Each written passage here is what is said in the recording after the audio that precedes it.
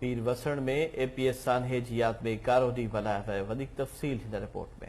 जी नाज़रीन, 16 दिसंबर 2014 ते army public school Peshawar में एक दर्दनाक वाक़ियो पेश आयो, जंहिंमें मासूम ॿारनि गुलनि जहिड़ा मासूम ॿारनि खे शहीद कयो वियो ऐं उस्तादनि खे शहीद कयो वियो। इन वक़्तु असां कज़ाफ़ी मॉडल हाई स्कूल में मौजूद आहियूं, जिथे उस्तादनि ऐं शागिर्दनि पारां भेटा पेश कई पई वञे शहीदनि खे। अचो त उस्तादनि ऐं शागिर्दनि सां ॻाल्हि ॿोल कयूं त हिननि जो छा चवणु आहे। 2014 में जो वाक़या हुआ था पिशावर में आर्मी पब्लिक स्कूल में, उसके हवाले से आज उस दिन को आज हम अभी भी याद रखते हैं। उनके जुल्म और सितम को हम नहीं भूलेंगे। ये जो वाक़यात हुआ था, बुज़दिलाना वाक़यात हुआ था। आर्मी पब्लिक पेशावर में जिथे अटैक थियो, दहशतगर्दनि हमलो कयो, उते 150 तादादनि ॿारनि खे शहीद कयो, जीअं त माण्हुनि जो दिलनि जो सुकून छिनी वरितो दहशतगर्दनि, ऐं असां उन्हनि ॿारनि खे सलामती पेश कयूं था। 2014 में जेको पिशावर में सान्यो पेश आयो एपीसी स्कूल में, आर्मी पब्लिक स्कूल में, जंहिंमें मासूम ॿारनि खे टारगेट करे उनखे शहीद कयो वियो, उन जे हवाले सां अॼु कज़ाफ़ी स्कूल में उन्हनि जी यादि खे भेटा पेश करण लाइ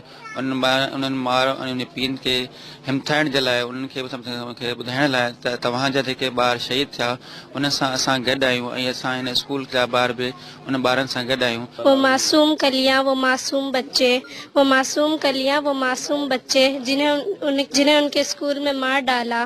पिशावर जो था एक शहर गुलिस्तान, पिशावर जो था एक शहर गुलिस्तान, उसे वहशियों ने किया तो हो बाला। हाँ, बेशक हुई माँ की गोद खाली, मगर उनको जन्नत की हुरों ने पाला। कैमरामैन अली अकबर सां फयाज़ अली ज़रदारी, KTN न्यूज़, पीरवसण।